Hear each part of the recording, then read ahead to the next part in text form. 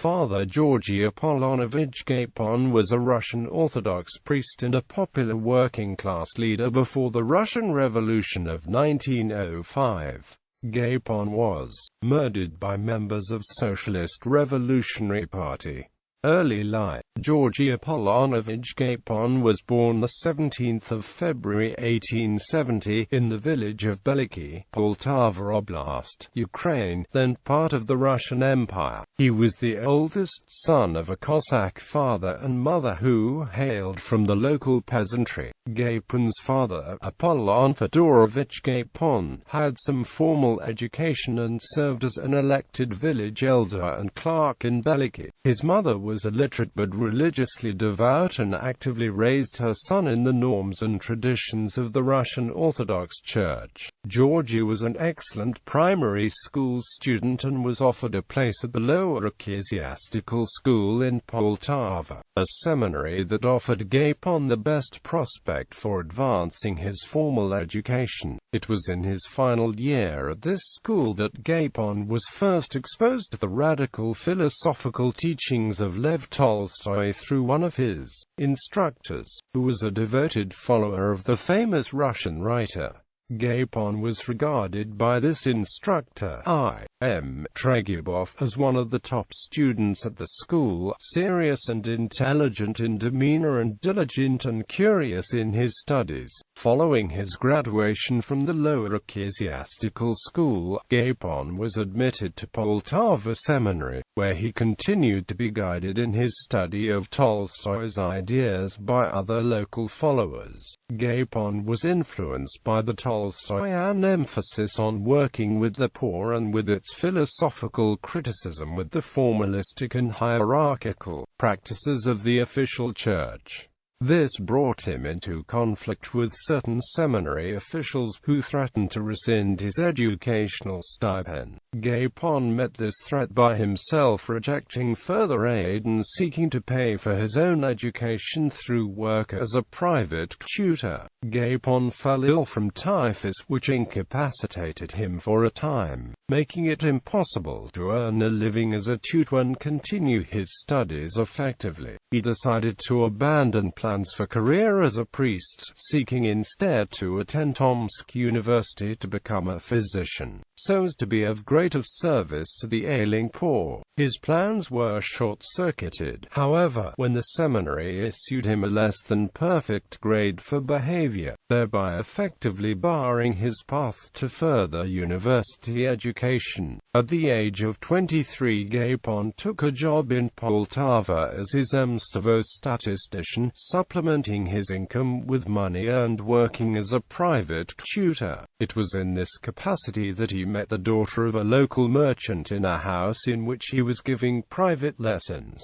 The family objected to a proposed marriage due to Gapon's limited employment horizons, however, and as a means of overcoming this obstacle he again sought to become a priest. He made an appeal to Bishop Hilarion of Poltava, apologizing for past behavior and promising to fulfill expectations of the church in the future. The bishop was moved by the appeal and interceded with the family, winning the couple permission to marry. Gapon was placed on the fast track to priesthood, occupying a place as a church psalm reader for a year, followed by a pro forma promotion to deacon for just one day before being made priest of the Poltava Cemetery Church. Gapon's services were innovative and informal, and his church rapidly grew in size, negatively affecting other more formalistic local churches, whose priests lodged complaints against him. Nevertheless,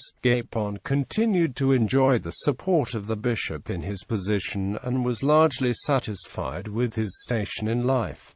Moved to St. Petersburg, Gapon and his wife had 2 children in rapid succession, but his wife fell ill following the 1898 birth of the second child, a boy. She died not long afterward, and Gapon decided to leave Poltava to make a new life in the capital city of St. Petersburg. Bishop Hilarion made a strong recommendation to Konstantin Pobedonosyev, procurator of the Holy Synod, that Gapon be allowed to take the entrance entrance examination to the St. Petersburg Theological Academy despite his lack of the standard seminary certificate. Gapon placed 16th of 67 applicants and was subsequently awarded a scholarship reserved for the top prospects at the school. He would be one of 235 students to regularly attend classes at the school in 1898. During his first year at the St. Petersburg Academy, Gapon became involved in missionary work for the Church through the Society for Religious and Moral Enlightenment in the spirit of the Orthodox Church. As part of this activity, Gapon helped to conduct religious discussions in industrial shops, mess halls, and lodging houses, bringing him into close contact with the urban proletariat for the first time. The tightly wounded Gapon found the strain of missionary work plus the demands of academic life to be too great and fell into a state of acute depression, and he began skipping classes. He withdrew from school on a medical leave of absence and spent almost a year in Crimea in an attempt to regain his psychological health. Gapon's status as a student at the St. Petersburg Theological Academy, one of the elite theological training institutions of the Orthodox Church, placed him in good graces with the Bishop Nikolai of Taurida, who permitted Gapon to live in a monastery near Sebastopol without having to take monastic vows. In the Crimea he met several prominent members of the Tolstoyan movement, all of whom were intensely critical of the Orthodox Church and urged Gapon to leave the priesthood. Gapon refused this advice, choosing instead to return to coursework in St. Petersburg in November 1899. Renewed and reinvigorated, Gapon became a religious teacher at the St. Olga Children's Orphanage in 1900 and became involved in working with factory workers and families impoverished by unemployment.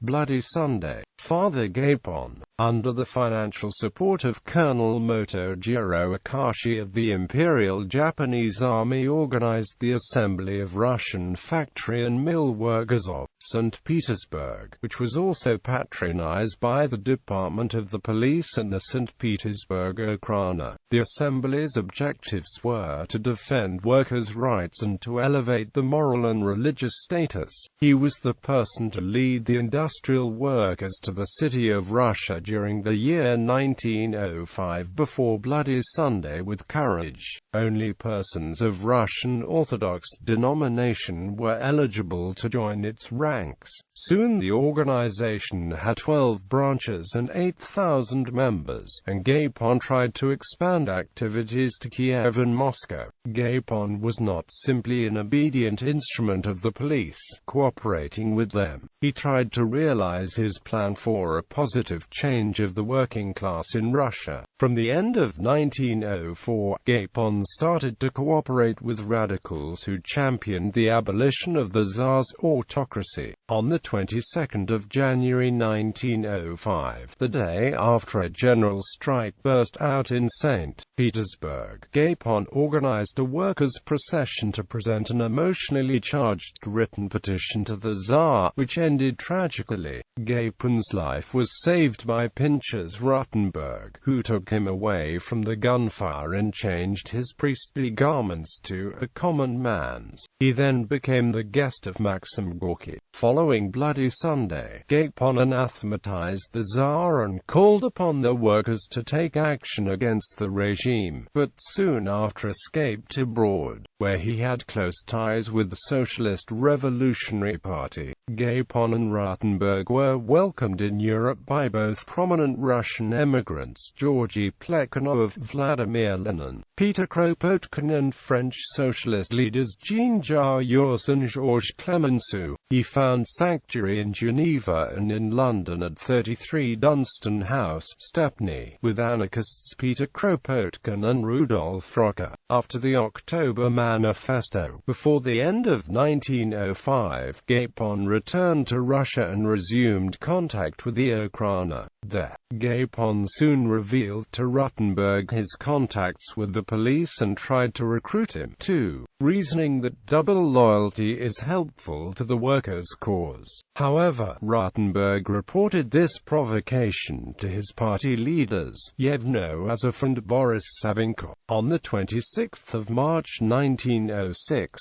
Gapon arrived to meet Rothenberg in a rented cottage outside St. Petersburg, and after a month he was found to hang. Rothenberg asserted later that Gapon was condemned by the Comrades' Court. In reality, 3SR party combatants overheard the conversation from the next room. After Gapon had repeated his collaboration proposal, Rothenberg called the comrades into the room and left. When he returned, Gapon was dead. Works: The St. Petersburg Workmen's Petition to the Tsar, the 22nd of January 1905. The Story of My Life.